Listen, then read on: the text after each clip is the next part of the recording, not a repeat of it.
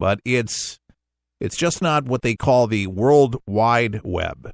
This is all done on a tightly sealed internet of sorts of a medium-sized company might use for its employees. So the free flow of information is not exactly the free flow of information that you'd actually see over there. It's kind of a possible exception of the African dictatorship. But North Korea is at least internet-friendly country. It's the least internet-friendly. They don't want their people to know what's going on. But for Kim Jong-un, the country's first leader to come of age with the internet, the idea of a more wired North Korea is also attractive. He's found this out. It comes with the potential for great benefit to the nation from information, technology, and for new forms of social and political control that promises to be more effective than anything his father and grandfather could have dreamed of.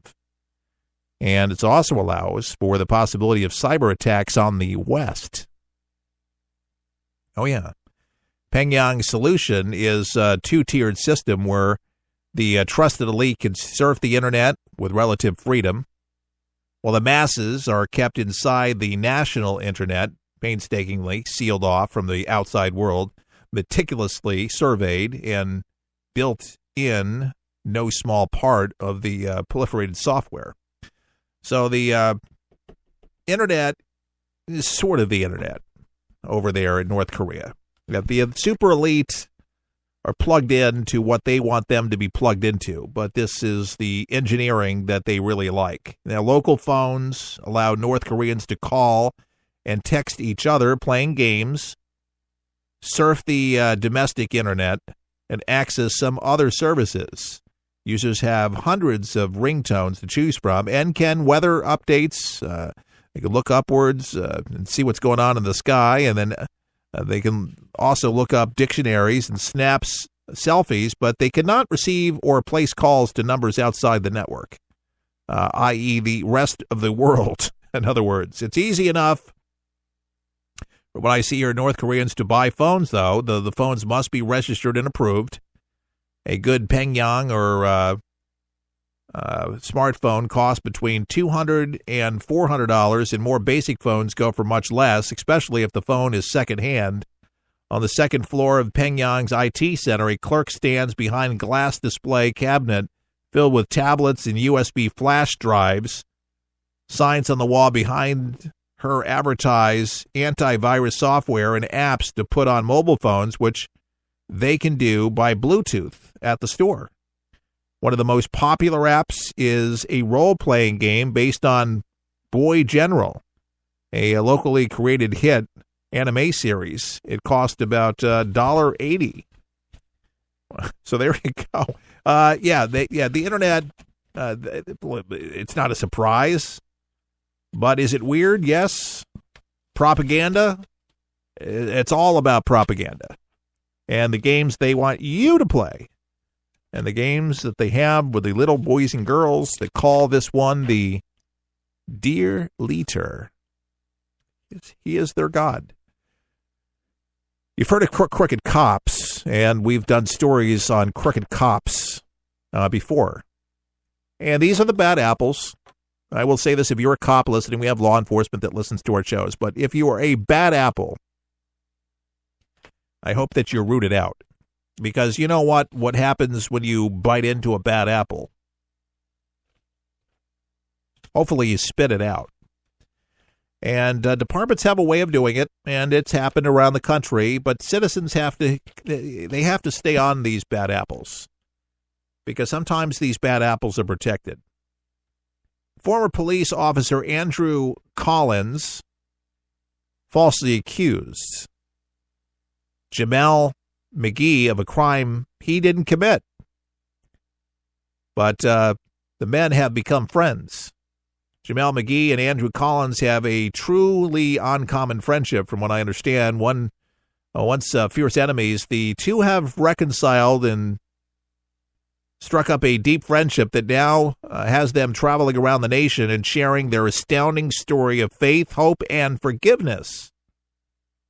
And this is a beautiful thing, folks. Last year, Collins, who was once a crooked police officer in Benton Harbor, Michigan, ended up wrongly putting McGee behind bars for possession of crack cocaine. A very traumatic event that turned McGee's life literally upside down and created resentment and a pretty bad rift, if you will, in the family and in the community. Now, while McGee spent 3 years in federal prison for a crime he never committed, Collins eventually ended up losing his job and going to jail for falsifying police reports. Now, it was during their respective incarcerations in jail that both men came to discover faith. Two separate experiences that transformed their lives before bringing them back together and guiding them to forgive. McGee and Collins, who share their touching story in their new book, it's called Convicted, A Crooked Cop, An Innocent Man, An Unlikely Journey of Forgiveness and Friendship. Convicted, that's the name of it, A Crooked Cop, An Innocent Man, An Unlikely Journey of Forgiveness and Friendship. Check it out. Also, recently appeared on the Church Boys podcast, where they're further explaining their details behind their fascinating, I would say, reunion after jail, more or less. They were on a podcast explaining some of this. He says, I started police work because I grew up in a house of domestic violence. Collins said of his motivation for joining the police force, it wasn't that uncommon for most weekends to be filled with fighting and arguing. And one weekend, a police officer got called and he brought peace to my home. Great story, folks.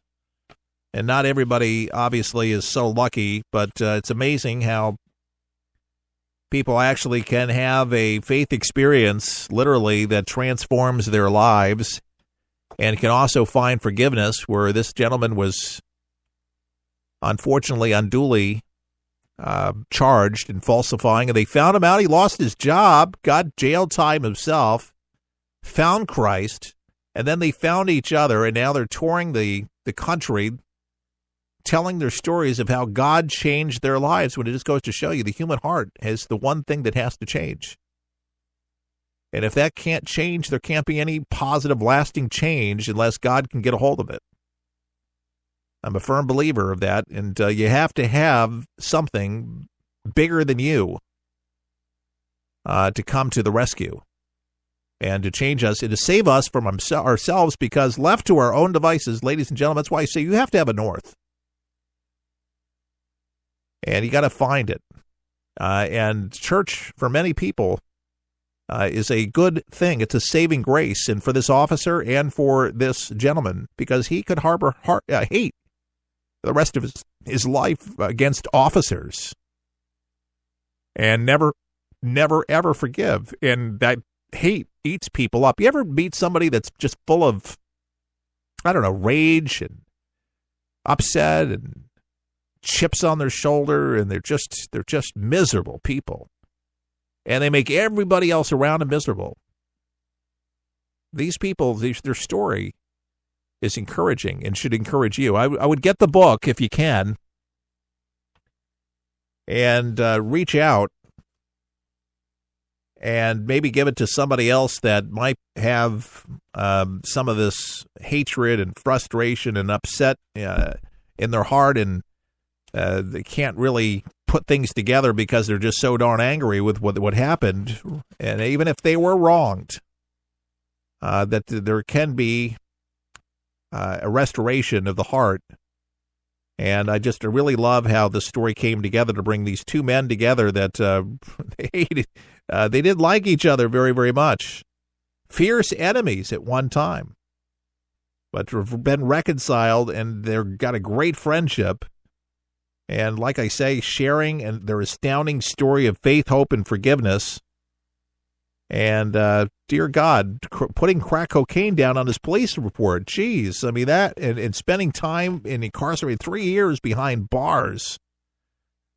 While McGee spent 3 years in federal prison for a crime he never committed.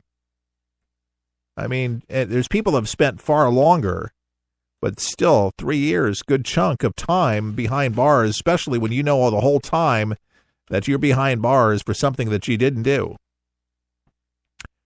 Their story again, convicted a crooked cop, that's the name of the book, an innocent man, an unlikely journey of forgiveness and friendship. Convicted, a crooked cop, an innocent man, an unlikely journey of forgiveness and friendship. All right, so you got it. In radio, you got to repeat yourself. So if you got it like the first time around, some people are driving, just trying to make notes. I'm trying to, people drive. Most people listen to the radio in their car. It's just a true story. By the way, we talked about Roy Moore.